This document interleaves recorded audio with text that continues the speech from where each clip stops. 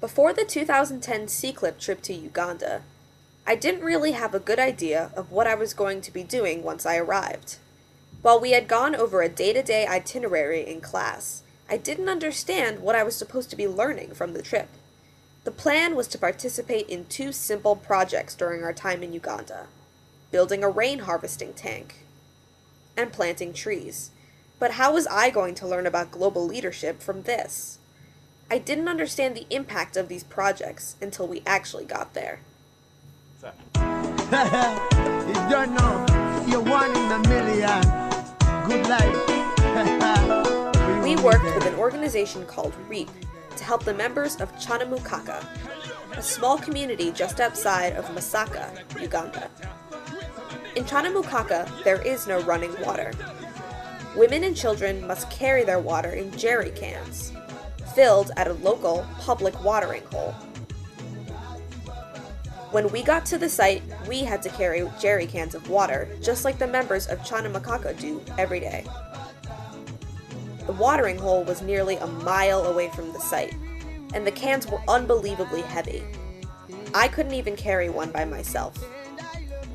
As we worked in the community, I realized how hard it is to have limited water for hand washing, plant watering, giving water to livestock, cooking, and many other activities. It made me realize how just one issue, lack of water, can cause a slew of problems. Carrying those cans made me feel much more connected to our project when we started building the rain harvesting tank. The tank collects rainwater so that the women and children of Chanamukaka do not have to walk all the way to the stream to fetch water. After carrying the jerry cans, I realized how important this tank would be. This one simple construction task would make water more available and easier to access. This, in turn, would help to solve many of the problems that lack of water can cause.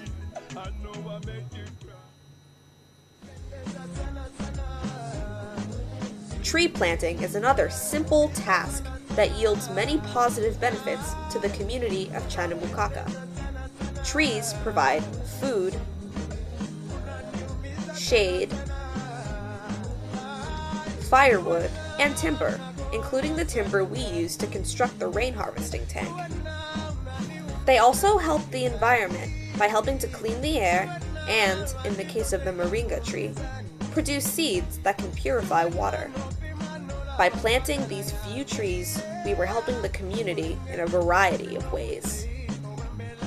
Likewise, my participation in these two simple projects helped my personal growth in a variety of ways. I learned that we in America take for granted the fact that we always have water at our disposal, and that other countries do not have such easy access to such a basic resource. I learned about the value of reusing things that we in America would consider waste, like using these bottle caps as washers, or these empty bottles as watering cans. I learned that sustainable projects are often the best long-term solutions. Planting trees, for example, will provide food for years to come, and upkeep requires only water and sun. I learned that the best service projects result in long-term benefits for a multitude of problems. It's best to focus on solutions that provide basic support for a variety of issues, like water, which is so vital for so many reasons. I realized that I would not understand all of this if I hadn't actually gone to Uganda. This trip pulled me from a classroom-bound understanding of global leadership into experiencing the problems faced by Ugandans firsthand. How can anyone expect to solve issues without understanding what it's like to actually live with them?